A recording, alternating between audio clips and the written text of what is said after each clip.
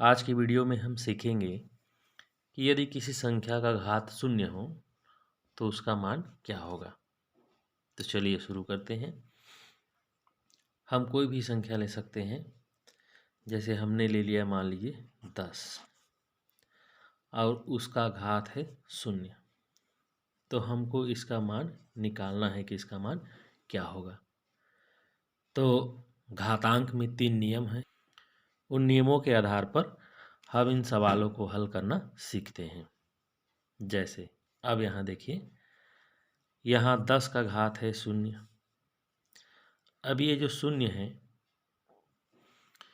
इस शून्य को हम 5 ऋण 5, 6 ऋण 6, 2 ऋण 2 लिख सकते हैं, कुछ भी लिख सकते हैं। जब उसी संख्या में हम उसी संख्या को घटाते हैं तो हमको शून्य मिलता है। जैसे 5 में 5 घटाएंगे तो शून्य मिलेगा, 6 में 6 घटाएंगे तो भी शून्य मिलेगा, और 2 में 2 घटाएंगे तो भी शून्य मिलेगा।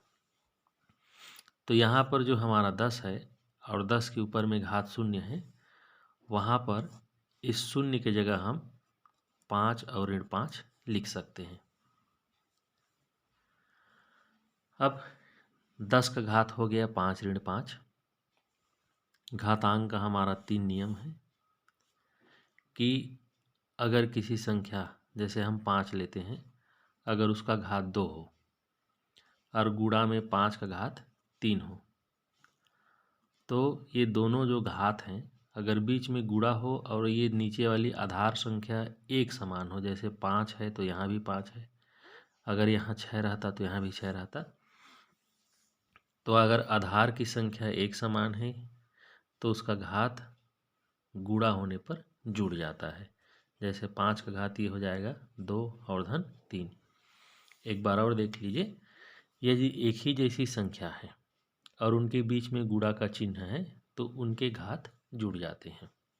इस तरह से 5 का घात हो जाएगा 3 और 2 5। दूसरा नियम है कि अगर वही संख्या हो, मान लो 5 का घात 3 हो और यहाँ गुणा के जगह भाग दे दिया हो, और यहाँ 5 का घात 2 हो, तो क्या होता है? तो गुणा में जुड़ जाता है और भाग में घट जाता है। तो ये हो जाएगा 5 का घात, ये हो जाएगा 3 और ये हो जाएगा ऋण 2। इस तरह से 5 का घात 1 बचेगा और उसको नहीं लिखा जाता, हम लोग लिखेंगे केवल 5।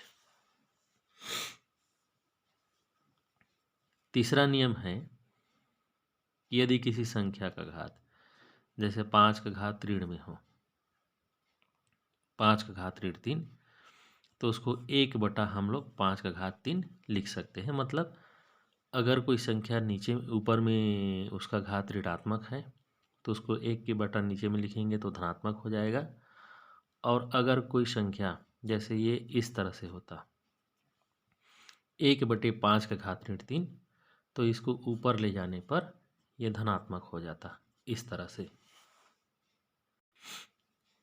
तो किसी संख्या का जो घात होता है उसका चिन्ह वो अंश को हर या हर को अंश बनाने पे बदल जाता है। तो अब यहाँ पे हमारे पास है 10 का घात 5 ऋण 5। अब ये घातांक का नियम इसलिए बताया हूँ क्योंकि हम लोग इन्हीं नियम की सहायता से इसको हल करेंगे। अब यहाँ पे देख लीजिए 10 का घात 5 ऋण 5 है, यहाँ पे 5 का घात 3 ऋण 2 है, उसी तरह यहाँ 5 ऋण 5 है। तो ऋण कब होता है? जब उनके बीच में भाग रहता है तब। तो हम लोग इसको लिख सकते हैं 10 का घात 5 और भाग 10 का घात 5। ये दूसरा वाला जो नियम है यहाँ पे लागू हो गया। अगर 5 का घात 3 है भाग 5 का घात 2 है तो 5 का घात हो जाता है 3 और ऋण 2। तो अगर ऐसा होगा तो हम लोग उसको इस रूप में लिख सकते हैं, और ऐसा होगा तो हम लोग उसको इस रूप में लिख सकते हैं। तो देखिए 10 का घात 5 ऋण 5 था, हमने उसको लिख लिया 10 का घात 5 और भाग 10 का घात 5। अब ये हो गया 10 का घात 5 और भाग का मतलब होता है बटा, ये भी हो गया 10 का घात 5। अब ऊपर वाली संख्या नीचे वाली संख्या एक समान है, दोनों कट जाएंगे और जब कट जाएगा तो हमारे पास कुछ नहीं बचता है, एक बचता है। इस तरह से किसी भी संख्या का घात अगर शून्य हो तो उसका मान एक होता है। आप ये 10 को कोई भी दूसरी संख्या ले सकते हैं। यहाँ पे हमने जो 5-5 लिया है उसको वो कोई दूसरी संख्या ले सकते हैं, लेकिन आप कोई भी संख्या लेंगे तो भी किसी भी संख्या के घात का मान अगर शून्य हो तो उसका मान एक ही होता है।